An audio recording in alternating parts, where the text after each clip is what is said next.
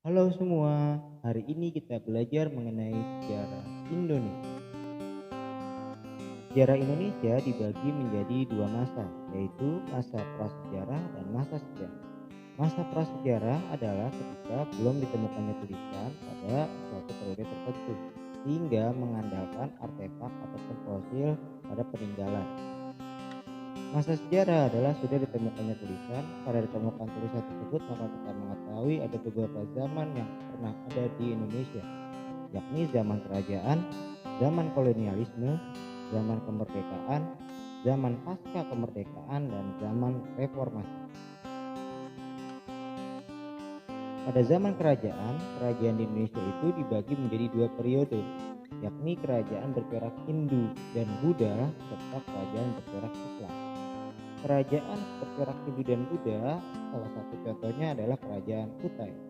Kerajaan Kutai adalah kerajaan tertua di Indonesia yang diperkirakan sudah ada pada abad ke-4 Masehi yang lokasinya di Kalimantan. Sementara kerajaan Buddha yang terkenal adalah Kerajaan Mataram yang mempunyai peninggalan yakni Candi Borobudur. Sementara kerajaan bercorak Islam di Indonesia itu lokasinya pertama kali ditemukan di Samudra Pasai. Sementara untuk di Pulau Jawa, kerajaan Islam utamanya ialah Kerajaan Demak, yang notabene adalah kelanjutan dari Kerajaan Majapahit. Zaman berikutnya adalah zaman kolonialisme atau penjajahan. Bangsa Eropa yang datang ke Nusantara itu ada Spanyol, Portugal, Belanda, dan Inggris. Mereka datang ke Nusantara dengan motif ekonomi, yakni mencari rempah-rempah. Dengan semboyan 3G, Gold Glory Gospel, mereka menuju ke Nusantara untuk menemukan apa yang disebut dengan harta karunnya bangsa Eropa, yakni rempah-rempah yang akan laku harganya di Eropa sana. Bangsa Spanyol dan Portugal yang mempelopori perjalanan ke Nusantara ini akhirnya muncul di Sulawesi, dan Spanyol Portugal tidak begitu lama lalu muncullah Belanda. Belanda yang cukup lama menguasai wilayah Nusantara dan akhirnya sementara digantikan oleh Inggris. Hal ini dikarenakan adanya perang Napoleon yang terjadi di Eropa sana yang mempengaruhi apa yang terjadi di wilayah jajahan. Jadi terdapat 4 negara Eropa yang pernah menguasai wilayah Nusantara, yakni Spanyol, Portugal, Belanda, dan Inggris. Masing-masing mempunyai karakter, masing-masing mempunyai ciri khasnya tersendiri dalam menerapkan wilayah jajahan. Kemudian kita melaju ke zaman kemerdekaan.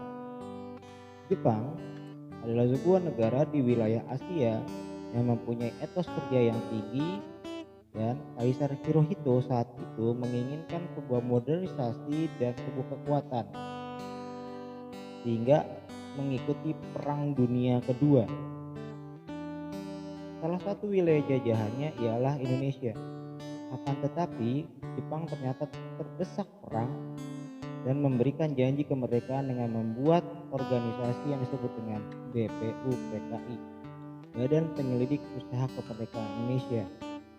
Dan karena Jepang semakin terdesak, BPUPKI dibubarkan dan digantikan menjadi PPKI. Hasil dari BPUPKI tersebut dan PPKI merupakan hasil yang dianggap oleh golongan muda adalah campur tangan Jepang. Hingga ketika Jepang semakin tersudut dan dibom di dua kota yakni Hiroshima dan Nagasaki, para golongan muda menculik atau mengamankan golongan tua di Rengas Dengklok.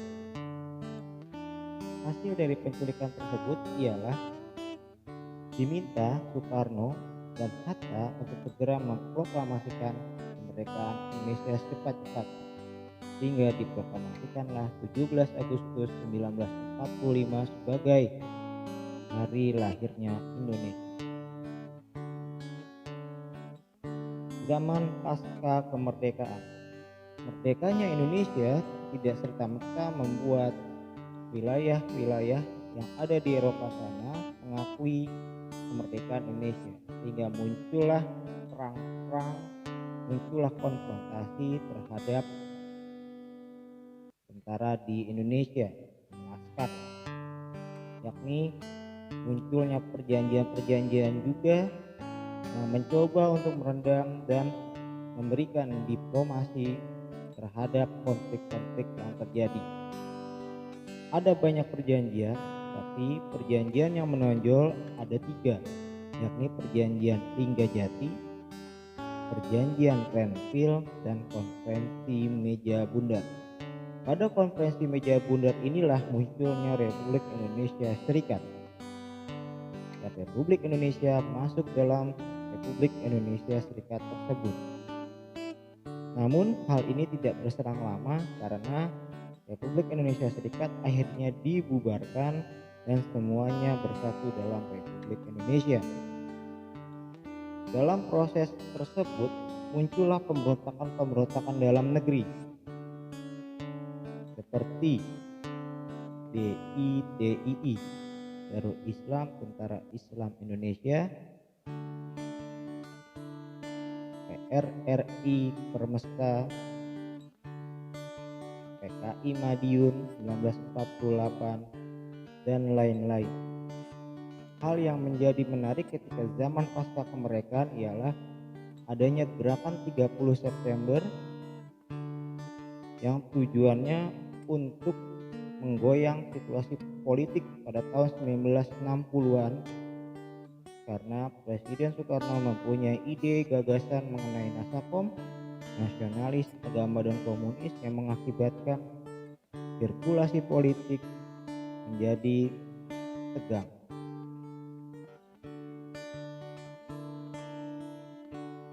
Akibat situasi yang tegang tadi, munculnya Super Semar dan beralihnya dari Orde Lama ke Orde Baru.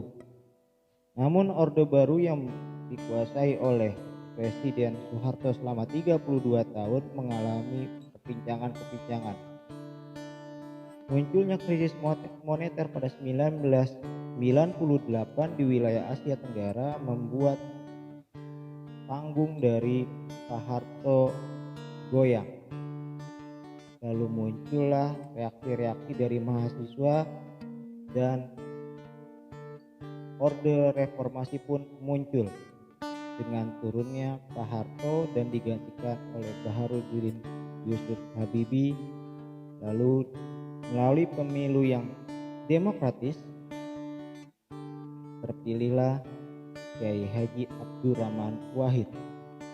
Hal yang menarik pada zaman reformasi ialah lepasnya Timur Leste dan masalah hak asasi manusia yang muncul ke permukaan. Baik, itulah tentang sejarah Indonesia secara singkat. Sampai bertemu lagi di video berikut.